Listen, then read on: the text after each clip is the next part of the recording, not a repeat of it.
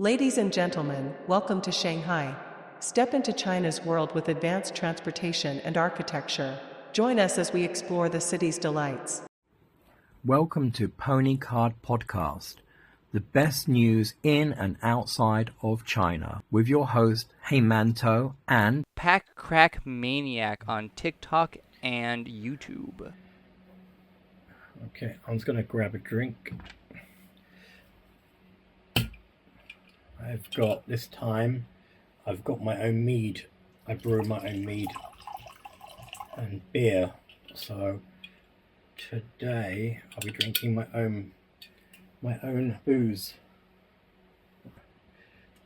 So yeah, let's get on with things, okay? So for you, talk about CiderCon, because Emily spoke to me about like PonyCon UK, and so someone who has never been to like a proper Western con, or let alone a con in America, like what makes it different, what's the experience?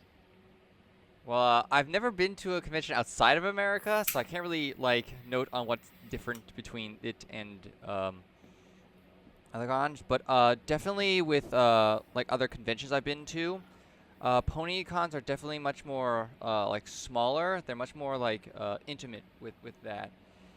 In the fact that everybody knows everyone else, so you can really just hang out with a bunch of friends and such. And they're smaller in size generally too than the other bigger cons. Certainly like that. Also the panels and stuff like that are much more I would just say like fun and goofy. They're not serious, quote unquote serious, talk. They're more like, if you were going to make a football team using the ponies, what pony would you want on your football team?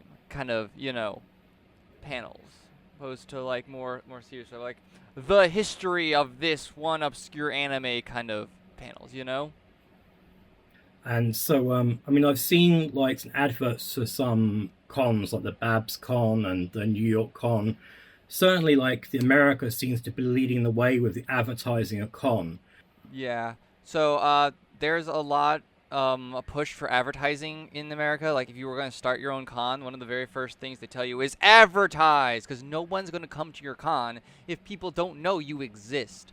So there's a lot of networks and stuff like that, presets done in thinking about how you advertise a con that a lot of people follow, and that's why you see a bunch of ads for cons and stuff. So you're going to many places this year. So you're going first to CiderCon. Why is it called CiderCon, and what makes CiderCon special? It's Ponyville Ciderfest is the specific name.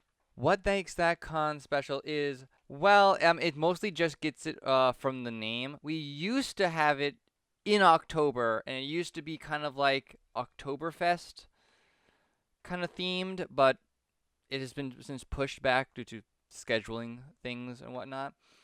What makes Ciderfest special is pretty much this convention has been going on for many, many years, and the people who ran the convention at the beginning are still the people who are running it now. Pretty much all the volunteers and everything else are all the exact same people.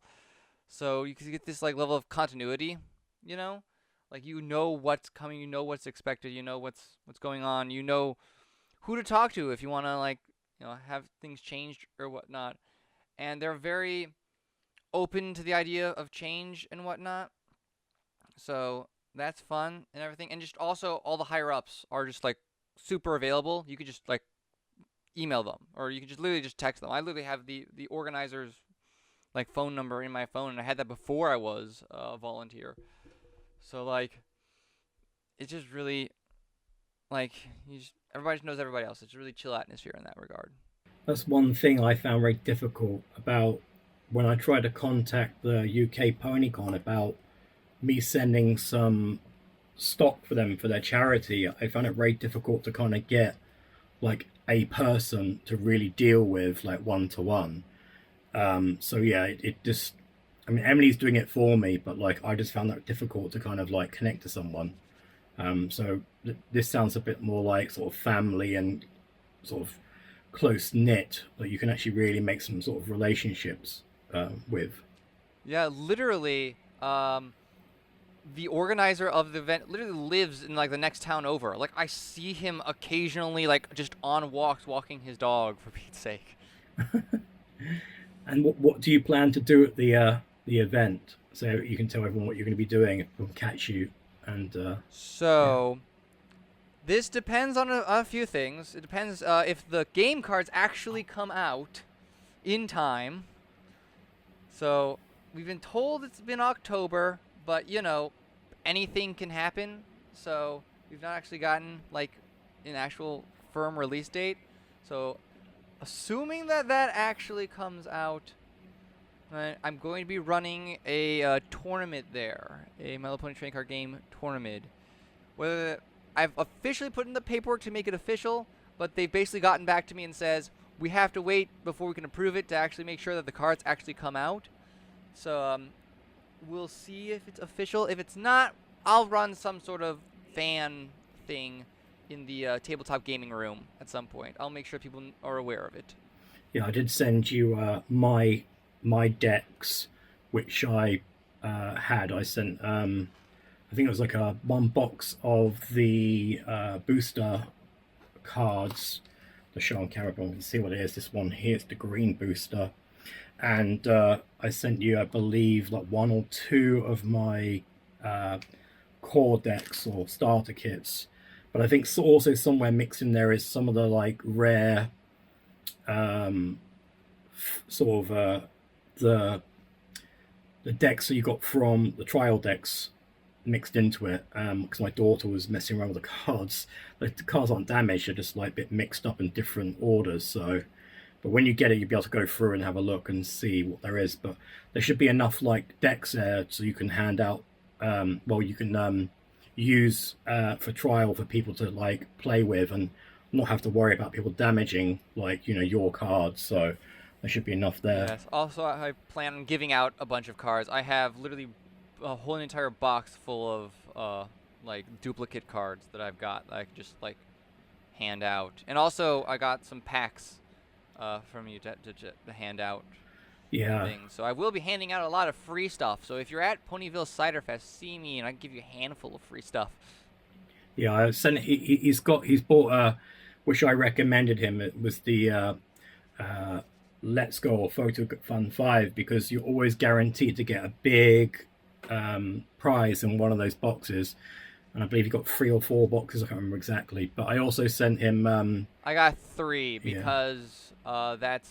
I did the math. It was that's 90 packs. Yeah, 90 packs. And about 1,000 people are going to show up at the event. So that gets me about like 10% of the people I can hand a pack to. You know, that's my logic. Yeah, I did send you also about a box of URs and SSRs from Moon, I believe 3 upwards. So there's a lot of like things you could like hand out from that as well to people. So you're gonna have a treasure trove. I got about like 2,000 like loose cards that I can just hand out to people. So like I'll have plenty of stuff to hand out. Yeah, it's cool. And I'm thinking about like building something and putting them in like plastic baggies and handing them out that way. Yeah, well, with the loose cards I've got, you'd be able to do that. Like maybe even like packs of like, oh, here's a Fluttershy pack, here's a rarity pack or whatnot. I've given you probably enough stuff to do that. I'm thinking. Yeah, that's what Emily's doing. Plus I have my own like 2,000 collection. So that's a great idea. I might have to do that. Yeah. And so for those who are unaware of this, which is I'm showing on the camera, this is the new My Little Pony card game by Kayou, and as IPony was mentioning, hopefully this October it's going to be turned into the English version and released in America. But currently, in its state at the moment, it's only in Chinese, and it's on its as of October, hopefully it'll be the 3rd booster box, which is going to be Halloween themed or Nightmare Night themed. But IPony here, he can explain to you. That one is so good. Yeah. And it's actually this is the first box set, including Moon 9, which they're actually catering purely for the foreign market. because they've never done this before. They've never done a Western holiday on a Western holiday month. They've never done it before. They've done cards here and there, but they've never done this before. So they're definitely like going all in on the Western market. The only thing that upsets a few people is like the Europeans and some of the Australians, because they kind of feel left out. But at the end of the day, Kai had to choose like where was it going to put his first foot in the West, and logically it has to be America first. I know it may upset a few people, but like that's just what they have to do. They can't open everywhere. They can't at once. So it only makes sense to start with America and then branch out. Oh, at least good news for the Australian and UK people is that the place that you can pre-order the English cards will ship to the UK and Australia. But yeah, they will ship. For me, I won't be doing that. I'll be only doing the Chinese versions of all the cards, because for me it's like a nightmare to get it imported and then export it. Even though they're made by Kayou, it's just I'm just going to stick to the Chinese market basically. IPony, can you kind of explain to them just like an idiot's guide of what this game is like? Because I don't think many people, they may not know what this game is, and so kind of explain to them what it actually is. So, the game, I don't know how like terminology I can use, but generally it's like in RPG you could consider lane-based. It's a lane-based combat is thing. Based combat more towards Pokemon, where instead of like Yu-Gi-Oh or Magic, where you're trying to deplete your opponent's life points to 0, you're trying to like draw like prize cards like Pokemon, where you're trying to get your character across the stage of a story. So basically your goal is to hit your opponent like 8 times directly through one of the 3 lanes to win. By doing that, you play ponies. You also play like event cards and special abilities, and do all that to mess up your opponent's board and get through their defenses. It's a very, very quick overview of it. There are plenty of tutorials online if you want to get more in depth. So yeah, for me it kind of felt like sort of League of Legends. Like you got these 3 lanes, you go down. Yeah, no, that's where the term lane based actually comes from, is League of Legends. Because I never played any kind of like card game like that before. So when I went along to the launch of the game, I was the only foreigner there, and I played a few games, and like it felt good. It felt like something very family friendly, and kind of you could play quite a few games in one sitting, and it wasn't like too much sort of stuff going on. You'd have to think. You didn't have to like remember millions of rules. It was just like you just follow what the card says, and that's what it does. So it was very kind of like easy to pick up and fun to play. I think like the official like rule book, like the rule book that says like all the rules ever, is like 15 pages long, which may sound a little long when you come into something like Magic the Gatherings, which is like 250 pages long of rules. Hey. And yeah, but I was actually the first foreigner to put the actual game on YouTube, because I was the only one there at the launch. And so yeah, like when people look online, they might see the video of me playing it, doing a really rubbish job, because I'm constantly asking what's going next, what's going on, because I never played these kind of games before, and I was just trying to figure things out, trying to work out what was going on. So yeah, and there was a language barrier between some of us, because like my Chinese wasn't very good and their English was so it was kind of like a language barrier, but we meddled through, and it felt good. I know that Kayou is looking into doing a bit of a rule change, because it's been discovered that the person who goes first has a slightly higher advantage than the person who goes second. And I know they're looking into seeing some way of trying to balance that out. They've been playing a lot of tournaments, official tournaments here in China. Kayou is always like running these different events, and as you know, they're doing the beta of the app game, but it's only for Chinese residents. Yes, I'm super excited for that. For me, I'm lucky because I've got Chinese green card, so I'm actually an official resident. So I'm gonna try and get myself a key and then like, you know, log in and see what's going on and share my findings with you and we do some feedback and stuff. So that's my kind of plan. So, yeah. So with the game cards, I'm hoping that they don't change any of the rarities between the boxes, because I really like kind of how I've got everything mapped out. I know what's all going on, and I don't want them to mess with that to trip me up, man.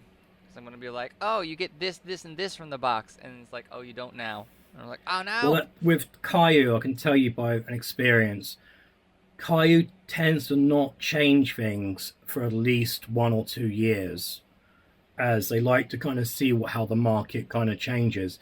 This is the same with like most of the box sets. There's one exception to the rule, and that was Moon 1, but that was off like during the kind of pandemic. But after that, like pretty much from like Moon 2 to Moon 5 pretty much was all the same setup. It wasn't until Moon 6 where things got shook up. So you're talking like 2 years there until things got changed.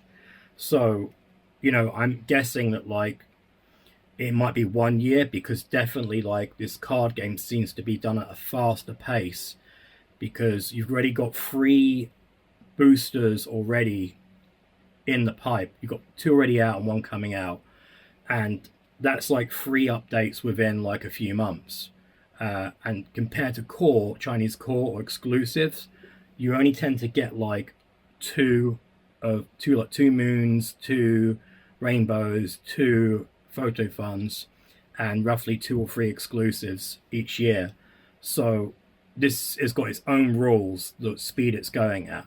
But I'm guessing it's because they're following the TGC, is it they call TGC market, how things naturally run. But yeah, that's what it seems to be doing. They're following that.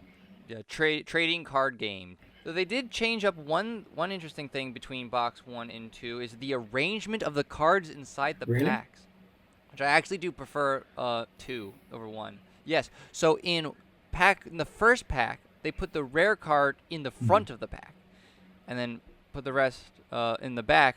Where in game pack number 2, they put the rare card in the back of the pack, and then from there. So it's in reverse order, which I prefer, because when you open up the pack, you don't immediately see like. Okay, well card. I've got from here. Should we try that and have a look? Should we see? Okay, let's open up the first one. This is number 1, so we'll see how that goes, because it's like these packs are really tough to get into sometimes. Oh, right, let's have a look. Oh, I did buy these 2 because I thought maybe we'd be discussing sort of things about these packs. So this first white one is the QR code. So straight away, what have I got here? I've got a. But you see how the yeah, I've got an SR, the SR, I believe this one.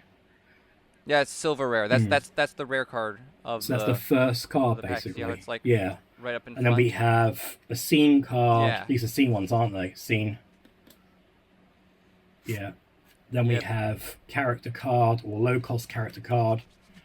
Then we have here, this one here is the story card. So it's one of the stories, and this is story 1. And they're 1 of 4 cards. And then we have our last character sort of low card as well. The low cards are like white cards. So yeah, let's have a look at the second one in comparison now. I can't wait till the third one. It's all the Halloween themes. I'm really looking forward to them. I know. Right, yeah. So it didn't. Yeah. But if you look now, see, that's not. Yeah, there was no white card at the beginning, and we're straight away on a low character card. Low character card, another low character card, another low character card, and yeah. There's the rare. And it's a rarity, which I like. This is a GBP. So yeah, they changed up the order. That's going to go in my folder with rarity. I keep that. Yep. I do have that card. I actually did. Scene pull that card, and yeah, look, there's the white card at the end. And for anyone knowing, Yeah, Yeah, they and reversed the this is order. the QR code to get like digital sort of rewards. But unless you're a Chinese citizen, it's kind of hard. I have like stacks and stacks of the stuff that I don't know what to do with. I've got them as well. Because I'm not a Chinese resident, so like I can't Well, do for anything me, with them. like even though I'm a Chinese resident and I got my green card, their system, like last time I tried, it wouldn't let me because um, basically they've not added the the unique details what make a foreigner's green card to their system, because a Chinese ID card is full of numbers, but mine, the first two are letters. It's GB, saying that I'm from Great Britain. So when I type, when I go to try and type in GB, it won't let me because it only puts in numbers. So, but yeah, I think Kai are going to try and sort that out because, but even there's only 1% of the population who actually are like green card holders, but it would be nice that I could actually turn these cards, their rewards, 'cause I've got stacks of them as well, into something. You know, I might actually, if I do get it working, I might ask people like, who got these and say like, you know, if there's like physical gifts, maybe we you know chip them in together and get the rewards together. I don't know. We're trying to think of a way of using them. So that was an idea. Yeah. Yeah. Well, if you ever figure out a way of telling me, I've got stacks of this stuff I could give you.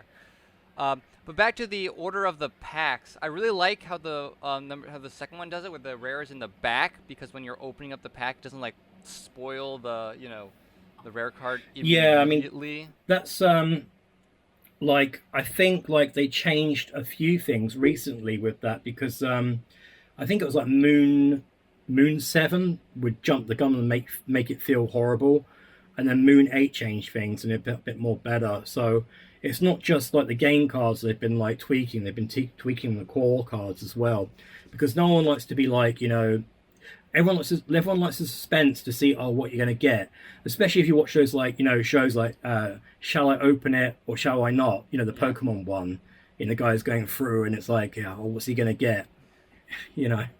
Yes. So Yeah. Because yeah, in the first one, what I would do in my openings is I would literally turn the like pack around, and, like open it backwards to not spoil the rare. I actually saw one of your videos. You had like 4,000 for the one showing of that card, the rarity card. I told you like to really you look after. Well, at the grading company. So yes, it takes up to it says it'll take 20 business days for them to finish. It's been 15 business Oh, days Jesus. since they've received But it. it's well So worth like, you know, slabbing, because that card is like worth like 500 RMB. Like that's like the same equivalent. yeah, I did I did like a premium grader. So their slabs aren't plastic. Their slabs are glass. Ah, because that card in its equivalence would be equivalent of an SC card in the core collection for that kind of money. Because SC cards are worth around about 400 to about 800, depending what box it comes from. The newer box is around 4 to 500. So, yeah, like it's the equivalent of an SC basically in core like sort of. I might have to like order some of them from you because I really want like the Rainbow Dash and Fluttershy one at some point. But I'm gonna wait to see what I pull in the box I'm getting from you before starting to buy singles. You know. Mm. Yeah, and one thing I do like about the Halloween one, this is the first time we've seen Kayou do like dual cards. Dual cards, they did do it in like Moon 5, you had like the Wonderbolts dual cards where you put two cards together, and in the Rainbow you got the MTRs which you put together, and you have the large like 6 card like sort of storyboard you put together in the New Year box set. But since that point, there's been nothing like that. So it's been a long time since these kind of like double cards. So you know, you showing those pictures of the two double cards together. I don't know what the name of the wizard is. 'Cause I'm still. Yeah, I've so yeah, that's Star Swirl the Bearded. And you got Twilight, and there's another one as well. It's also one of yeah, Twilight and Star Swirled, and then we've got Cadence and Shining Armor, and there are probably going to be more too. Who knows? That's cool because, like, it's one of the things I really liked about Kayou did these like dual cards, and you just don't see them often. So to see it now in the game cards is really nice, especially if you've got them in your folder. They look really cracking together. I'm gonna have to change up how I display them in the binder now. So I'm gonna have to have them side by side in the binder, like. Yeah, I'll try and. For me, like, I mean, it was Emily would go like, "Oh, you forgot the SR dual card," and I'm like, "What, the Lagi car?" Because I call SR Lagi car. But yeah, she's correct as well that there are other ones as well. SR's one set. Just try and find my LSR. Ah, here it is. So here, this is the first one they did of the LSRs. It's the Wonderbolt ones. We have you have Spitfire and you have Rainbow Dash, fist like hoof bumping each other. So that's the first real example they did this. So yeah, that's a cool card set there. And I wish there was more, but there aren't, apart from the MTR cards, the transparent cards. So it's nice that like the game card got those because you don't get them much anymore in the core. So yeah. Yes. Yeah. So New York. Do we know anything more about New York? Or we know there's going to be a booth there. We know that Kayou's going to be there. We know there's going to be a booth there. Kayou's going to be there. And I've been told it's been going to be relatively small. Yeah, they're probably just like testing the water to see how things are. We've seen pictures of billboards of Kayou in New York. But yeah, like I'm meant to go to that like event on the 30th. And supposedly I'm going to be talking to some other international reps. I'm hoping that they are the ones for New York, the ones that are going to the New York event.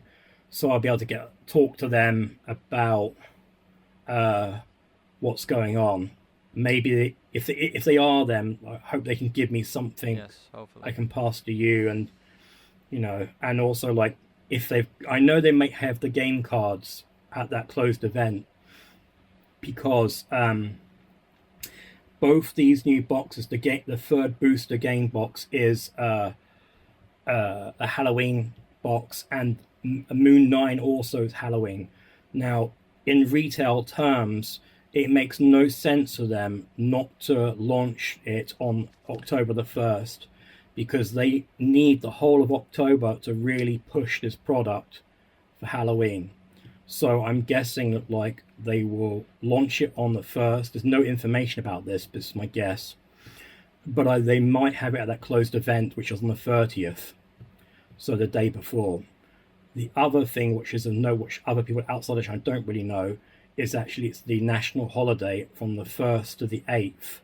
So like kids are going to be wanting to do things. And if they launch the new game cards, then, that makes sense as well. But one interesting thing with the game cards is I don't know with how Core and the other ones work, but with the game cards you are assured a minimum number of specific rares and stuff like that. Like you are assured 2 gold rares, 2 colorful rares, a ruby rare, and an alternate art rare in both the first and second game box. Yeah, well, sure. In Core, it depends on the box. So for Moon, you can get what I know. I've been collecting these for years. and I've literally recorded every single box and recorded down the data every single box. So I have my own terminology of like what boxes are what. I give them specific names. Now the worst box you can get is called the bad box, and you get nothing but LSRs in there, like 5 LSRs, no other high cards. And then you can get something like, which I call Queen Box. And a Queen Box will have a ZR card and an SGR card. And then I've got like the supposition boxes, which I think, because I've tracked that there are 6 types of 10 yuan boxes. I've tracked that with data and footage. But I think there are actually 8 boxes. The reason being is before Moon 8, I tracked there were 4 boxes, but 4 is a very unlucky number in Chinese, so it could not be that. It had to be more than that. So I guessed it had to be 6, because 6 is be also a lucky number. And then once you added in like Moon 8, adding the new variants, it had to go from 6 to 8 logically. So, and I've tracked a bunch more recently. We've Emily found a elusive box which I kept on hearing rumors of, not just from the Chinese collectors I know, but also foreigners. And this was like a double box of, it was a box which contained 2 SGR cards, and SGR cards sometimes in China are called ghost cards. So I called this box the double ghost box, and I never had any proof of it until recently that Emily encountered this box. So yeah, that's another box I need to like add to the list at some point that actually has been confirmed, which means I've only got to confirm 2 more boxes, and pretty much we've worked out all of them. But then you look at other products like the Let's Go, like you could either get nothing or something. There was no guarantee. But now with the Let's Go or Photo Fun 5, you're guaranteed to get either a CR or a UGR. So I'm hoping in the future, like they'll start doing that with all the other boxes, that like you're guaranteed to get at least something. But at the moment, that's not the case. Yes. Also with like guarantees and stuff, you know, on the Chinese boxes and stuff, they have the odds, like how many packs are going to have rare cards and how many packs don't. I discovered that the My Little Pony one, it can lie to you, because you are, yep, it can. So you are supposed to get 13 packs that have a high rarity card in it. That's what it says. You'll get 13 of them. I've had multiple boxes, more than just one, where I've gotten 14 packs that have high rarity cards in them. Like, I actually have one that's like actually recorded that I got 14, and I did the math, and there was no way that I could have gotten multiple hits in one pack. You know, like there were 14 high rarity packs in there. That only happens when you get an alternate art. You only get when you get an alternate art colorful rare or alternate art ruby rare. When you get one of those 2 things, it takes the place of one of the 7 non-high rarity packs. Yeah, I think this also happens with core 10 yuan. Basically, what happens is that you have X amount of high drops, and like so for example, you're meant to get 5 top drops. So if you get a bad box, you only get 5 LSRs, but if you get like a common box, you'll get 4 LSRs and 1 SGR. So you're always guaranteed to get at least 5 high cards out of the box in some combination.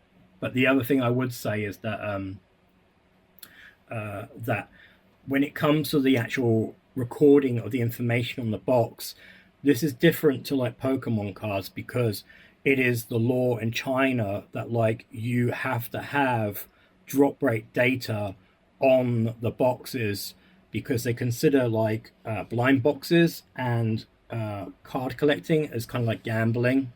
and it's there to protect the consumer from like predatory like card companies. So like things like Pokemon, where you just don't know like what you're going to get, they don't allow that in China because they're protecting the customer, the consumer. Yes, I did notice that in the English release of the collectible cards, they do show the odds. Like they do actually have the odds posted on the English one, even though that's not required in America. So good on them for that. Yeah, I think it's something which, you know, you're going to find that like Europe and America will slowly go towards, because at the end of the day,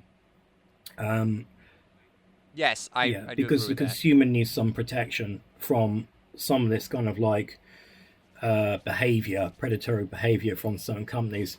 And, you know, especially I would say from Pokemon, that's one of the most egregious like things I've heard. Oh my god, Pokemon's pull rates are, oh my gosh, abysmal. Like absolutely abysmal. Mm. Like one of the latest sets that came out, Prismatic Evolutions, like to get like a good card is like 1 in 1,000 packs, and that's just us Yeah, it's guesstimating. ridiculous. And put in perspective that the packs are more expensive here in America than they are in China. Yeah, I mean, I've So got a box actually for my daughter, like a starter box. I can't really see it on me if I look up somewhere. But yeah, like I got it for her, but I don't think we'll play it. I think we're just going to open it up and then put it aside, because the same with the game cards for me, because like she's a bit too young to kind of like read and like follow the games and stuff. So if she was a bit older, then we could play a bit. So that's the reason why I've given away my card collection, my game card collection, because I can't really do anything with it without my daughter having her like Chinese reading being a bit more advanced. And I think she's got like, you know, 2 or 3 more years worth before I can start doing that. but I'm waiting for the English game cards release, because then I can start like making like tutorial videos and all that stuff, because I don't really want to do it yet because we're working with like Google Translate things, and there's been some Discord going on in thing about like how to translate this stuff, you know, like because in trading card games, wording of things is super important. Like literally, like a comma can change the effect of a card dramatically. So yeah, this is the thing I'm showing you. Yeah, this is the So starter deck for the most recent Chinese Pokemon like kids deck. Basically, it's quite cheap. It just gets you into the game. But yeah, like you're right, and that's the thing. Some things can get like lost in translation, and again, even if you translate it directly, you need to have things like changed really for the kind of like local way that people speak, the terminology. It's not just translating things doesn't work.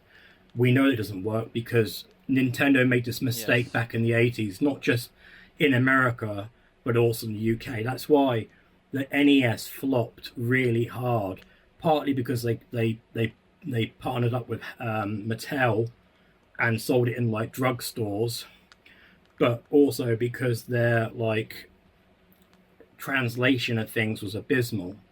So yeah. Yeah, so I'm really yeah. So then I'm really waiting for the English release, so I know like what it actually says in English, so I can start like actually making strategy guides and stuff like that.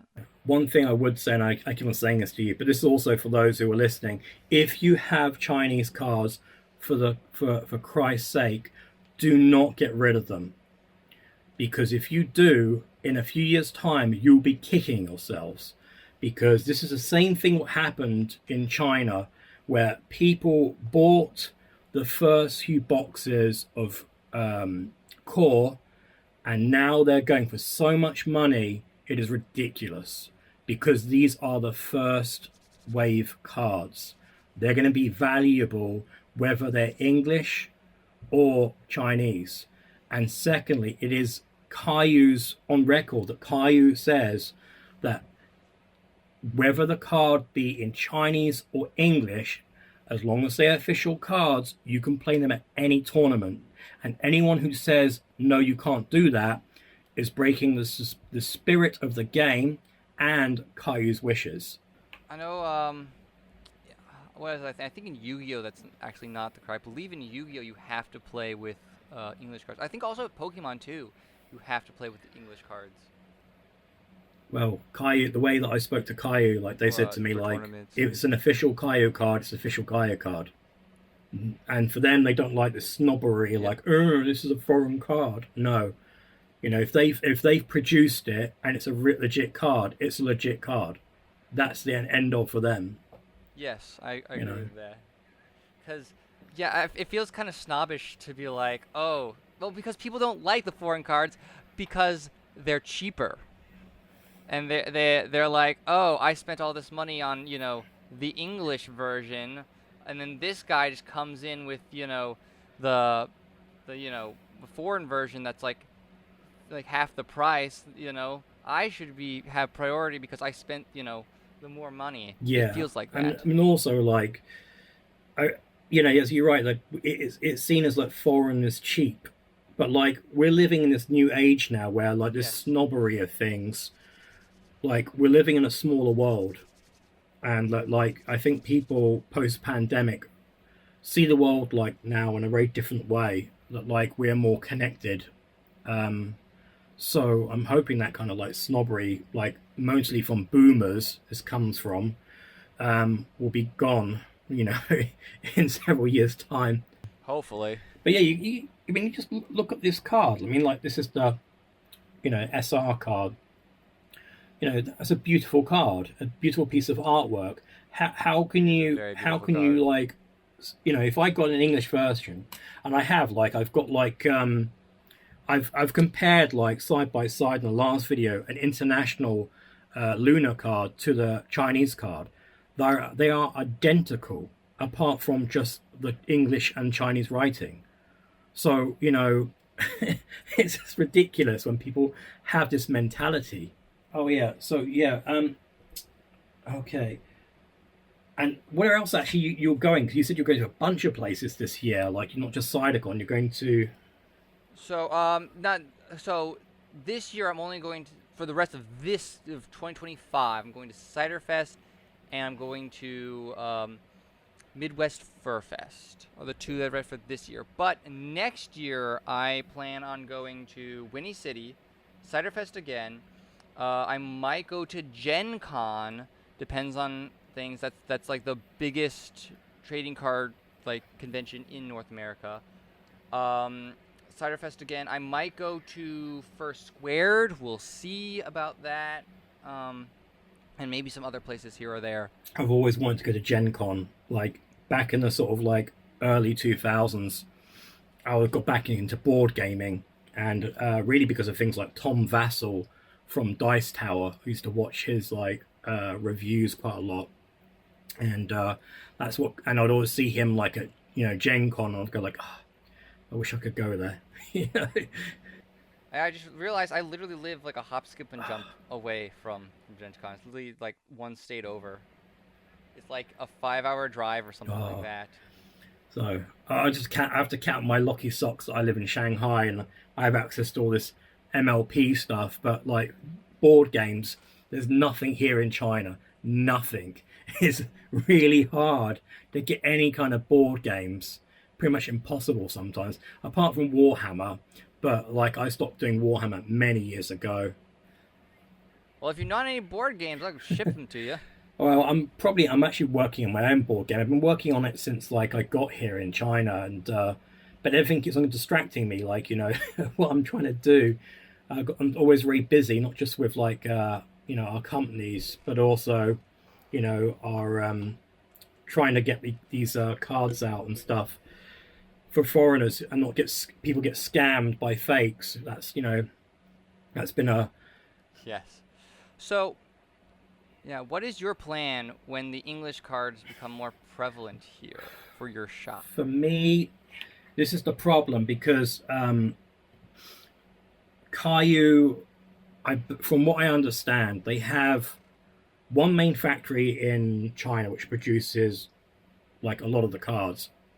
But from what and I could be wrong with my like Chinese when I was talking to them, but they have another factory somewhere else. I'm not sure, it's in Malaysia, I don't know, I can't remember exactly. But that's where they produce all the foreign cards, the international cards, because they're designed for the Hong Kong and Singapore and sort of international markets.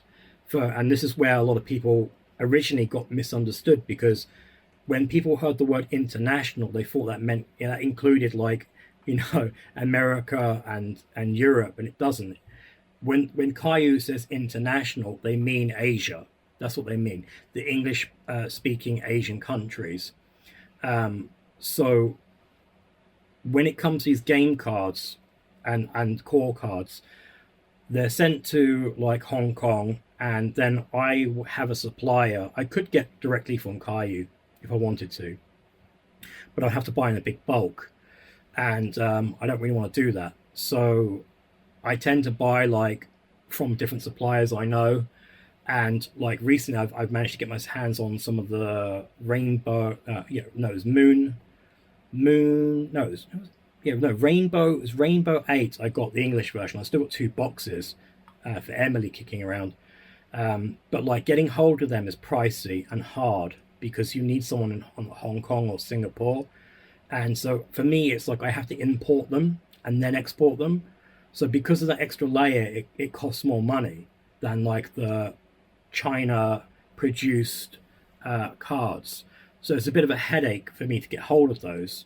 And I think it will be the same for like the English cards. So what I will do is I'm going to just keep on doing the Chinese cards. So that's what I will do. Yeah, no, I think my plan is just keep buying them from you, because I looked at the price of like the collectible cards, and they are way more than the Chinese ones, even when like calculating like import and stuff like that, Yeah, I mean, like I'm still going to have a market here, but also I'm going to have something which like you may not really have in the West, and that is you have a giant second-hand market, one through traders, where I go downtown in Shanghai and do trades face to face, which I prefer, because I know I can look at the card, look at the edges, the surface, and go, okay, I want to make a deal, and I buy it there and then. If I can't do that, I have to rely on 2 other things. One, islands, where you will get a legit card, but what will the quality be? I don't know, because you'll get it and like it'll say like, oh, this is a 9.5. You get it and it's all chewed up around the edges, and it's like, and then you just have to send it back. So it's a bit of a nightmare. And then you got the added risk of like, oh, yep, we have a one similar to that. We have a called TCG Player, which is the same concept. Yeah. So when people think about islands, like it's like amazing. No, it's not, because you still need someone like in China who will inspect those cards, because for me, unless those cards are perfect, and that really, this is the way I look at it. When I buy a card for other people, I ask myself, would I be happy to have that card in my collection? And if the answer is no, then I send it back. That's simple how I do it. And by the time it gets to me, I also get another trader I know, because I've been trading for like 2 years now, but I get another trader I know who's been trading longer than me. So essentially, by the time we send it out at our store, we've had 3 professional long-term traders verify that card in every single way.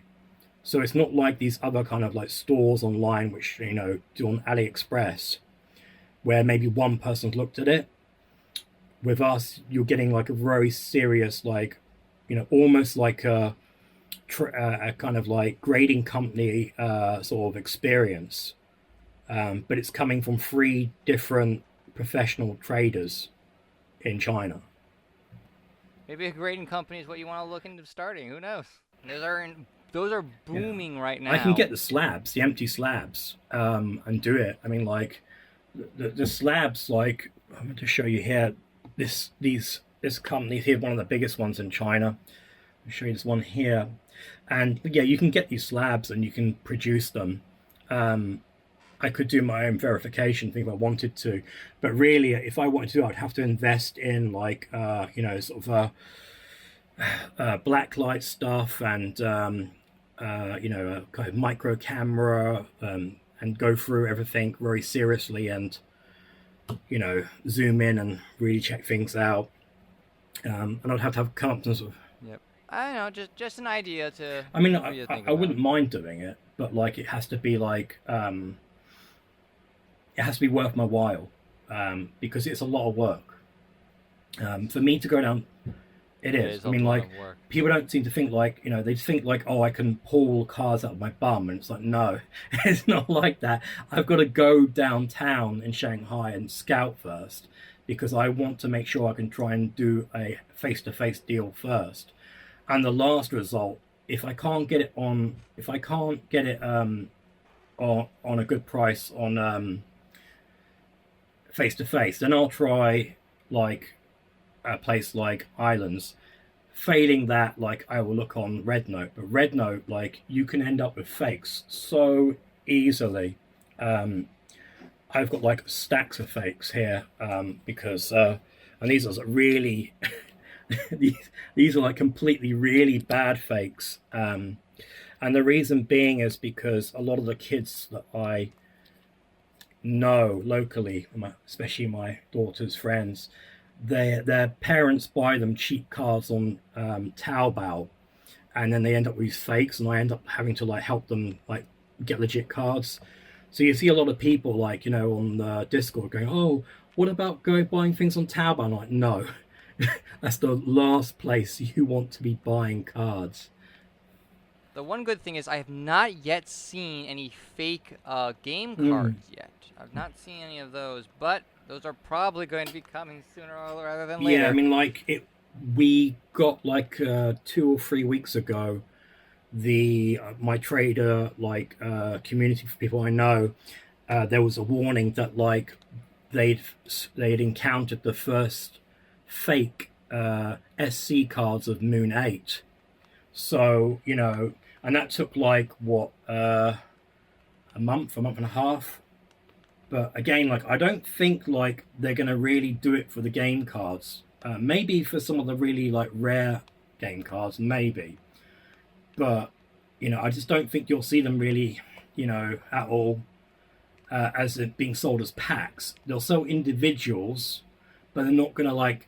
I don't think they're gonna like counterfeit boxes. You see what I mean? It makes no sense for them. Also, there's also like repacks where it's like it's not fake cards. They've just taken out all the valuable cards and replaced them with not valuable cards. Yeah, that's because, and the reason why that happens is because you get streamers, and the streamers like open mountains and mountains of boxes. God, I hate. And they throw it into a box, and someone comes along and then puts it back into the packs. That's what's going on there, and that's really from the south of China. It's not really, it's not like Shanghai or Beijing or north of China. It's very like a south of China, like Guangdong kind of thing, and it flows into the Shenzhen market and then into the Hong Kong market and exports it outside of China. So really this problem about these repacking things, that's all to do with like the streamers. That's where it comes from. They're just trying to claw back on the money they've lost. That's what they're trying to do. They're just like, they're trying to claw back, because they're buying cases and cases and cases of boxes, like cases. And Kayou has like 3 sizes of cases. Xiaohongshu, which is a small case, like for example, for Moon, I think it's like 24 boxes in that case. Then you have a medium case, and then you have a large case, and they all have different amounts. And these like streamers buy like the huge cases and devour like them in like one stream. I don't know. I'm just like, who's buying these? I'm mostly going from the Pokemon perspective because I don't really know much about the Kayou level. But like, if I want to go and buy a pack of Pokemon cards from, like Prismatic Evolutions, it'll cost me like $10. I literally just go right down to my hobby shop and buy it for like $10 and open it myself. Or like go on like whatnot and like pay like $15 plus shipping for them to open it up on stream and then ship me the cards, you know? I think really it's a case of like, I mean, you know, like every single like week we get some new person who comes into Discord and they go like, oh, can I buy this? I've seen it for like I don't know, like $2 on like, I don't know, on what's it called? Some like random website or eBay, and they think, oh, you know, are these real? And it's like, what do you think? You know, you're buying something for like 1/10 of the price. Do you really think that's going to be real? You know, and it just seems to be like a mental like disconnect to reality. I know it's some of it because people don't lack experience, which I can understand. But then again, like, you know, people on the Discord, they explain these kind of things. They go out their way to really help these people and explain everything. And then they ignore like all our advice and they go and buy the thing we told them not to buy. And then they come back and complain at us because they bought some fakes. It's like, well, we told you not to buy from there. Why did you do that? Actually, the very first My Little Pony box I ever bought was off of eBay, and it was a fake. But before I joined the Discord, and it was actually the Discord that helped me out to show them that these were fake, even though I had my suspicions based on opening them up, because they when I opened them, like the top of the package immediately popped open, and I was like, like, I've opened up a lot of packs in my life. I know I've not ever opened up any of these packs, but that didn't seem right. So I literally posted on the Discord. I was like, hey guys, I'm opening up these packs. They don't feel right. These are the cards I'm getting. What's up? And they're like, they're totally fake. And I'm like, yes, okay, my suspicions have been confirmed. Yeah, it's just a thing. For me, I'm very lucky because I don't have that problem because I live in China. So, you know, if I go out to any shop, even like the sort of 24-hour Lawson's or Family Mart, which is like a 7-Eleven, I can buy these cards like 24 hours, you know, and I know I'm getting legit cards. There's no way I'm going to get fake cards unless I'm buying like on some online market. That's the only time I'm going to come into contact with fakes. Yeah, no, and I also talked with the seller of that on eBay, and the seller was like, well, they don't look fake to me, and I was like, they are very much fake, you know? Like, these cards don't appear in this set. They literally have different copyright dates. This card says copyright 2024. This card says copyright 2023. Like, they are obviously, like, not right. And they're like, oh, you'll get different cards in different packs. Like, yeah, I know that, but this is not from this set. Yeah, I mean, like, Cho, like, was opening up, like, some exclusive boxes, and it was the, which we know as Zodiac or Stardust 1. And he's opening it up, and there's like end cards. End cards are like from Photo Fun, and it's like, why are they doing in there? That's not meant to be in there. So it's like, it's definitely a repack. Get my money back from that, but I had to send them back. When they got it back, they're like, oh, thank you for not opening up all the packs. And I was like, why would I have opened up all the packs? I know they're... I mean, Emily got like a fake Moon free, and she bought it for dirt cheap from Max Cards, and like I could tell like straight away it was a fake because that box is like worth over 1,000 RMB.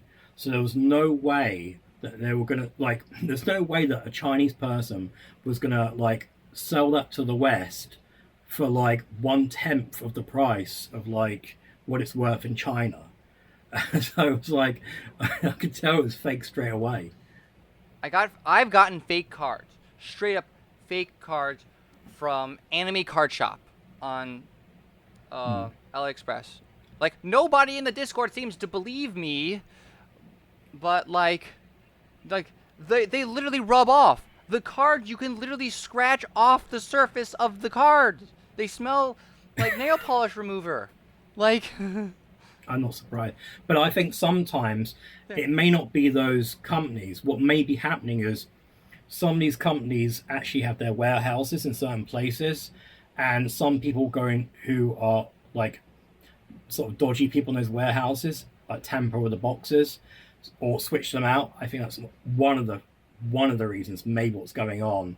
I don't completely believe that. However, there is some evidence to say that like and this is the thing, because I have a Kayou license, and there's only 10 of them in Shanghai who've got this license, and anytime we get any kind of like default boxes, so like any dings, bumps, or any kind of misprints on the boxes, we send that straight back, straight away. That's what you're meant to do, because in Shanghai the rules are very strict. It's not like somewhere else.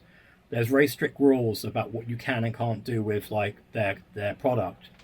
And what I believe what's going on is some of these stores, someone is collecting the damaged products which we send back, and what they're doing then is they're actually selling them as new to customers.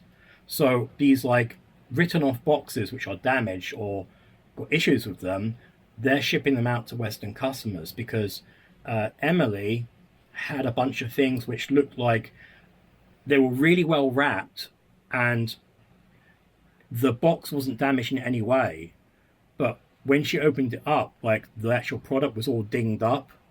It looks like it's damaged products which they somehow acquired and are peddling off to foreigners. I have definitely got, when I first started with this, when buying from Anime Card Shop, I got boxes that looked like they were ran over by a car, even though like they were like covered in bubble wrap and everything seems fine. It's like, why does this box, like every corner of this box has been smushed? Yeah, and for those who are listening out there who might listening to this, who actually are selling cards to the Western internet, be aware that we are collecting all this data from all your stores about like what's going on, and Kayou does know about you because we've been collecting evidence on your stores, because that's the whole reason why I opened up my store, because I got sick and tired of like people on this our Discord being scammed by certain stores. So that's the whole reason why I opened up my store. Otherwise I wouldn't have bothered, because for me, I'm a successful businessman in China. I've got 2 businesses. I didn't need to open up this store, but I did it as a kind of thing to like help those who enjoy the hobby I like, to like at least get like stock which has not been tampered with, and directly from Kayou to the customer. Eventually, at some point, I won't be needed, because obviously there will be stores in the West for people to buy stuff, and these peddlers of like fake products, you're going to be out of a job in like probably a year's time. So I will be out of a job of doing this. That's why I'm diversifying my store. But like with me, we never deal with fakes, because we get direct from Kayou. I'm sure you've heard the words, "This is the way." But have you ever stopped to feel their weight? The Mandalorian is more than a story, it's a code. A creed about loyalty, found family, and the journey of redemption. So as we wrap up, remember, whether you're forging your own path or standing by those who matter most is the way. Hit subscribe, and let's explore the galaxy together.